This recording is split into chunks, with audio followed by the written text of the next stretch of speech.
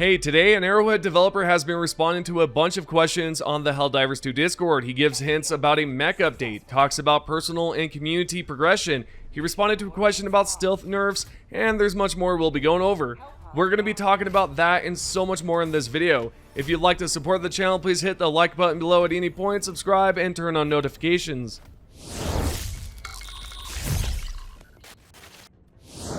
Alrighty, there's a lot we're going to be going over today, so I don't really know where to start, but I suppose we'll go over the mech stats update. There's a player right here that asked if the Arrowhead team is cooking anything with the mechs. The Arrowhead developer mentioned that they have plans to change the mech, yet there's no specifics as to what it is. You can see the proof right here. Safez responded with this. We've got something in the oven for the mechs, nothing too crazy though, so manage your expectations. I think what it will be is either a way to give our mechs ammo, or more likely there's going to be a way for us to use two mechs in the same loadout. We know the developers have talked a little bit about this in the past, so perhaps they've figured a way for us to use two mechs now. This is my best guess on it. If you have any ideas as to what it could be, feel free to comment down below and let me know what you think. The next question asked was about liberating plants and whether or not it will function differently in the future. The player also mentioned that there are players currently in the Discord who believe the new major order is impossible. With that said, the developer Safez replied with this. It depends on the time frame we're talking. Right now, yes, there won't be any major changes to how the way things work. Who knows what will happen over time though, as we keep adding features to the Galactic War and evaluate the holistic experience as we introduce new ways for the community to interact with it. We're always looking to improve the game over time, we just need to prioritize the things we focus our efforts on.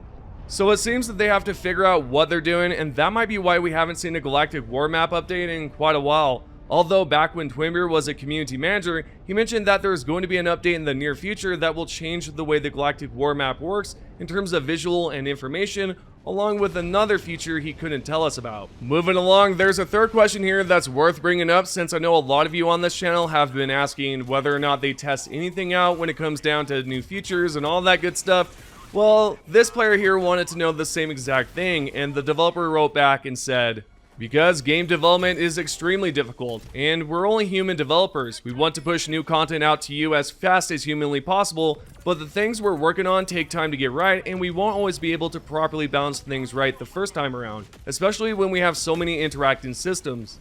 We do really value the community feedback and having your input into what you think works less well, so that we can take that on board with us and improve on things we've released over time, when the prioritization makes sense. Yeah, so they're only human and you can only do so much, right? But I don't think that's the only reason. Arrowhead is a decently small studio with about 150 employees or developers and whatnot, as far as we know. And it's going to be difficult to get so much done within a certain amount of time. I'm sure a few of you will look at this and think, well, that's no excuse, and maybe so. But to me at least, I think it's completely valid. Plus, it's not like they're a large AAA studio with a bunch of disposable income and resources and whatnot. I believe his explanation overall makes sense, and that they're trying their best to push content out, but at the same time, there's only so much they can do as a team. Since I've brought up testing, there's a good question here about whether or not they publicly tested with their QA team, or if they also tested out with a selected few from the community. Safez in response said, yes, we do a lot of playtesting. We have internal and external QA teams. Our teams and directors also playtest the game, and we have private betas. We're still working on improving our pipelines and encouraging people to playtest more, but we're also trying to get new content out to the community at a regular pace that we can iterate on over time due to the nature of being a live service game. We won't always get things right, especially considering this is the first live service game we're making, but we trust in our ability to solve the problems. I think having raw numbers in the patch notes might sometimes be misleading because players won't see the full system and how it works, and how other systems interact with each other, so it might just make things worse. Okay, another question that was brought up was about emoting in the air. This was recently patched in one of the previous updates. We know the devs plan to bring it back at some point. The developer Safez doubled down on that and said, let's see, the first thing to come to mind, being able to emote whilst airborne was originally a bug. That was removed because it caused another game-breaking bug, but that we're now working towards making it a proper feature because of how highly the community liked it and gave us feedback for it. You might know one of the reasons as to why it was game breaking. If you can recall, I found out a way to get out of bounds on the Super Destroyer and reach the bottom section of it all, where all the NPCs can be located and the Pelican in the back as well. But to be fair, I don't know if that's entirely game breaking, so maybe they're patching the part where you can be immune to fall damage. If so, that kind of sucks, but at the same time, I guess it makes total sense for them to do that. I just wonder how the community in general is going to take it if they do patch that exploit. But yeah, it might be difficult for a few players to comprehend.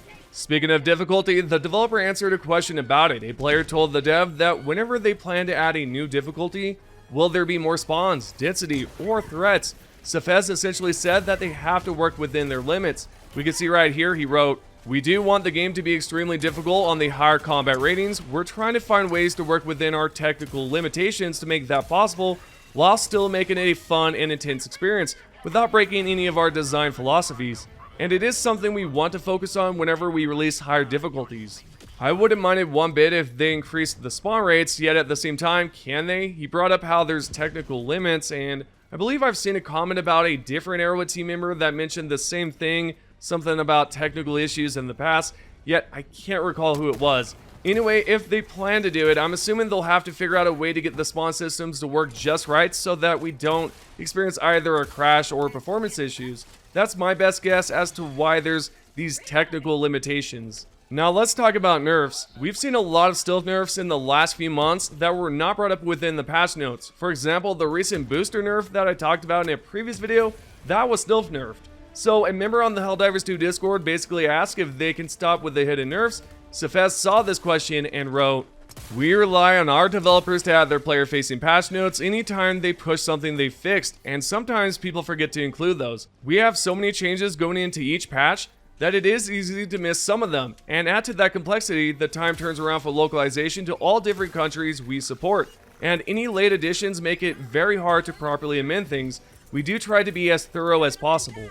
Yeah, I honestly don't know what to say about this. It's kind of hard to gather my thoughts on it because I get that there's a lot of changes made to Helldivers 2, yet I don't know how they could forget to not include notes about a nerf. Am I wrong? I mean, if you've been given so much crap by your player base, rightfully so by the way, about nerfing the game too much, you would most likely want to include a note about nerfing a weapon, a stratagem, a booster, or really whatever it is. Otherwise, when you nerf whatever it is, and it's not brought up in the notes, and then the fanbase finds out about it, it's not received too well, and that, I think, can cause some bigger problems, and trust issues as well within the community.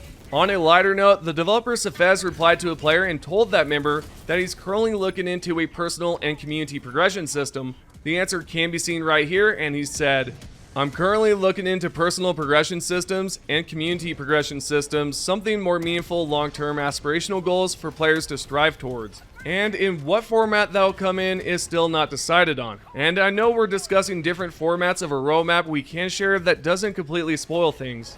One can hope that it's something meaningful and not like the Democracy Space Station. Now, don't get me wrong, I think the DSS is going to be a lot better in the future. However, I don't want to grind out another major order or a couple of major orders for something that's not going to be that exciting. I think we all can agree that the last few major orders we had to do to earn the DSS weren't that great. And it felt like a feature or a piece of content that we could have received a lot sooner rather than later. And also the roadmap, by the way, that sounds amazing, and I hope we can see that eventually. Continuing forward, we have a fun feature that was brought up in the chat. I don't know if they ever plan to implement it in the future, but in the past, the developers at Arrowhead talked about a way for players to discover furniture that can be found on planets, and you can actually bring it back to the Super Destroyer. I actually like this idea a lot. We can see the proof right here. Safez saw this member's question and said, "Several years ago, we talked about finding random furniture, like a sofa, during missions that you and your friends could carry back to the shuttle to bring to the Destroyer. Can you imagine that feature and how cool that would be? I just pictured coming across a black casting couch or some sort of arcade machine that I could bring back on board. That sounds really fun. So let's say it's a feature they plan to introduce at some point. What would you like to see? Let me know what you would like to bring back to the Super Destroyer." On a similar note, a player wanted to know if Christmas lights were possible, and the developer Safez said that he would like to see more seasonal events, but they're still trying to figure out the seasonal events within the Helldivers 2 universe.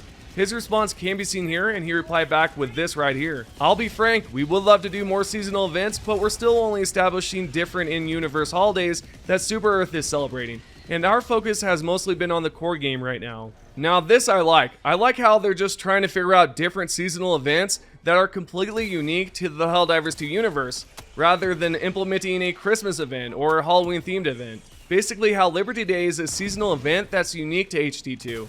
I like the idea that they're not just sticking to the typical events like how other games do, but I would like to see a Christmas tree on the Super Destroyer and all the lights set up. What do you think about seasonal events? Are you down for unique seasonal events within the HD2 universe or not? Lastly, Safez replied to a player that wanted to know if he can give information to the community managers so that we can get a taste essentially as to what's to come. His response in return was, "It is a good point. We've only recently hired a new marketing director, and I wish for us to start communicating more frequently with all of you. And I know senior leadership wants that as well." So there you go. Overall, those are all the questions that were asked, or at least I thought were worth bringing to your attention. Also, I'd like to give a huge shout out to a member of my Discord, Brass Nomad, for letting me know that the Arrowhead dev was answering quite a few questions. It means a lot, dude, and without you, we wouldn't know about this. So with that said, you're amazing for doing that. So I also would like to say that I am still doing the suggested loadouts. I am reviewing your guys' loadouts and telling you what I think about it. But if you guys haven't already, comment down below what your suggested loadout is, and then in the next video, I'll talk about it and we'll just go over it again. I'm sorry I haven't done it in this video, it's just, there's a lot of information I had to go over, and I just want to give that to you instead. With that being said, this is your Helldivers 2 news. We're now going to go over the top 3 comments. If you guys haven't done so already, comment down below, give this video a like, and with that said, let's talk about the top 3 comments. The first comment is by Kaiju Timax 9407, another MO with mines as a reward. How many times must we teach you this lesson, Arrowhead? The second top comment, Lewis Marcus 5907, new stratagems, hell yeah. Oh, gas mines. And last but not least, we have IT_dag or it_dag. Where is my laser turret? Yeah, as you can tell, a lot of people are disappointed about the mine stratagem as of late. Nobody wants gas mines. Maybe it's just me. I don't know, guys. I just want something to use that's different and new, and I guess I'm excited about it. But it's fair to say that, you know, it's also kind of repetitive, right? We received mines, I think, in the last stratagem. I think that was the last one. Maybe it was the rocket one. But anyways, yeah, I agree with you guys. It does suck, but at the same time, I'm quite excited about it. Anyways, thank you guys so much for commenting down below. Give this video a like, and I'll see you guys in the next one.